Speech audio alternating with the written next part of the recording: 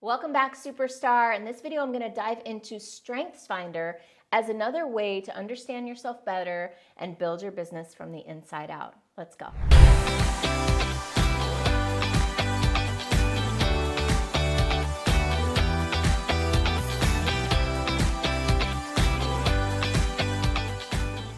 In this video, I'm going to share with you an overview of StrengthsFinder Test, and I'm also going to dive into the 4 categories of strengths to give you a more rich and deep understanding of the test and how it might apply to you, and also not only you as you grow your business, but also as you grow your team and hire other people.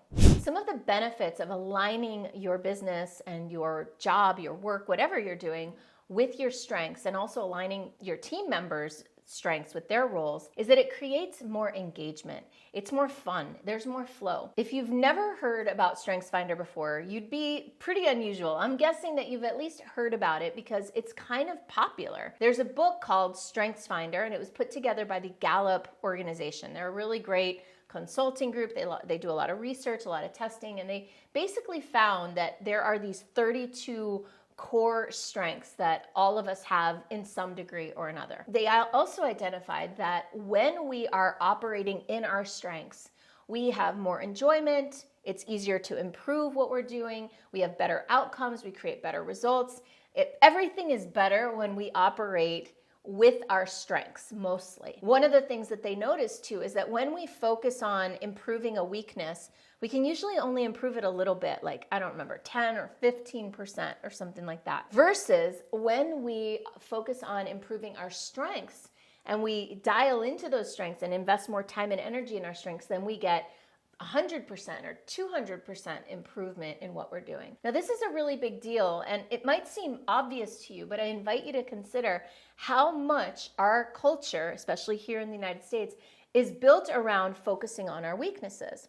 Let me give you an example. Let's pretend you're a parent of a child, or maybe you are a child, and you get all A's, a few B's, a C, and a D in school. And you bring home this report card, or your child brings this report card home.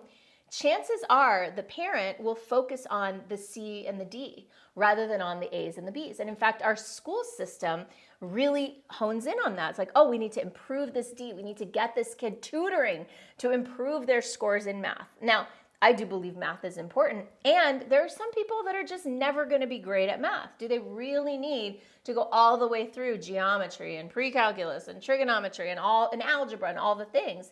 Maybe not. Maybe if they could just focus on the things they're great at and figure out or learn ways to delegate the things they're not great at, how to hire it out, how to rely on someone else, how to lead someone. These are all great skills, and that way they could focus on their gifts and their strengths. But in our schools, we don't do that. Our schools, our parents, our culture focuses on the area of weakness. And so I invite you to just turn around that entire way of thinking and really think about, what could it look like if you were fully engaged only in your strengths in your business? And if you aligned your business around the things that you do best. Now, before I keep going, just a reminder, you might have seen this before when I talked about wealth dynamics in the last video. This is a theoretical construct. It doesn't actually exist. It's not real. It's just a way for us to try to understand ourselves better. And I really intend for this to be the beginning of a conversation that opens up possibilities rather than the end of a conversation that limits possibilities. So if you ever get stuck thinking, oh, but I really want to learn how to do that, or I really want to improve this, okay, fine, right? You have sovereignty. You get to decide what you do, and just consider that when we focus on our strengths, those things are usually easier. There's more free energy there, creates more joy, more alignment, more prosperity.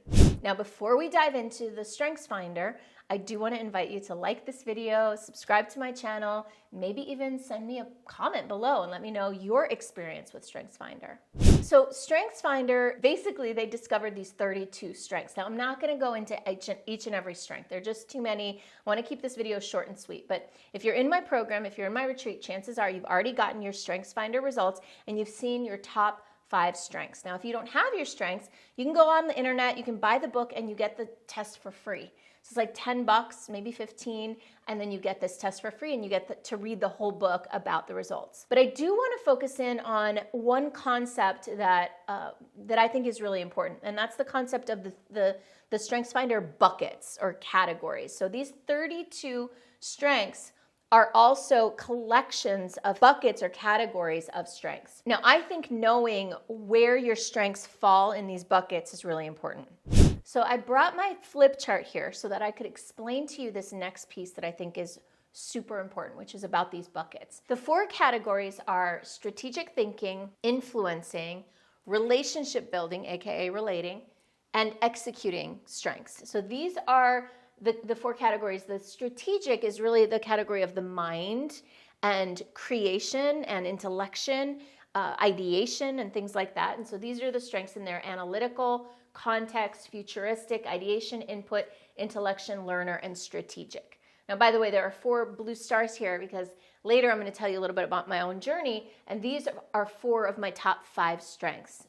Interesting, right? I think so. The second category is the influencing category. It's how we exert influence on the world and the people around us. So activator, command, communication, competition, maximizer, self-assurance, significance, and woo. This third category is about building relationships and connecting with others. So we have adaptability, developer, connectedness, empathy, harmony, includer, individualization, positivity, and relator. And then the final category is the execution category. This is actually doing things in the world yourself. So we've got achiever, arranger, belief, consistency, deliberative, discipline, focus, responsibility, and restorative. And you'll see there's a red star here because actually this was my 34th out of 34 strengths. By the way, earlier I said 32, it's actually 34 strengths. So discipline was my last strength out of all of the ones. And I point this out to you because when I got my results back, I was really disappointed. And maybe you will be too, or maybe you were, because I looked at these results and I thought, damn, look at all these strengths here. I don't need all those strengths here and only one over here. What I need is some strengths over here. I want to have more balance because it's very difficult for me to execute things and do things. Now, my mentor at the time that helped me with this, Jody Johnson, again, she helped me see that StrengthsFinder was not about finding what's wrong with me. It's not about looking for the problems. It's really about focusing on the strengths. She's like, let it go, Michelle. It is what it is. What if you were to embrace it? What if you were to be grateful for it? What if you were to think, these are my superpowers? This is my superpower. This particular constellation of strengths is my superpower. And even this weakness is part of my superpower. That was a whole new context. And what it allowed me to do was realize that I had been building my business around these things that I wasn't so great at. I was really focusing a lot on developing more discipline, aka focusing on a weakness. I was focusing on achieving and organizing all the things and project managing. And all of these were an area of real struggle for me. Most of my lowest strengths are all in this category. And over here were my primary strengths. And so she helped me see, like, what if I could reorganize my business around this and really become someone that instead of doing a lot of project management execution for clients, instead I focused on just the creative part, the strategy, the thinking, the ideation, the brainstorming. What if I positioned my value here and here instead of here? And that was a game changer for me, and it may be a game changer for you too. So one of the things that I did was I renamed my business the Superstar Activator.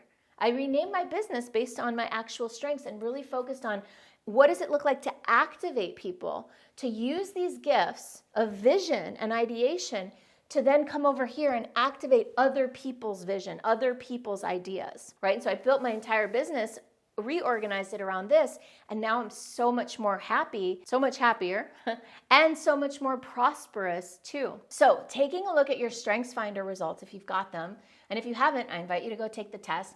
Plug them into these categories and see where you land, see what you see. And like my mentor did, I invite you to consider it a gift. I invite you to consider it a blessing, whatever it is. Instead of focusing on why you don't want it or why it's bad or why it's troublesome or hard or an obstacle of some sort, like really take on the belief and the context and the frame that it's perfect, that you are perfect, that you are whole, complete, and perfect. And if you could reorganize your business around these areas of strength, you'll have more joy, more happiness, more freedom, and more prosperity. I hope this was enjoyable for you. And if you're following along on this journey, on this trajectory, whether you're in my retreat or you're just watching my YouTube channel, I invite you to come and check out the next video in this series where I'm going to start talking about your purpose.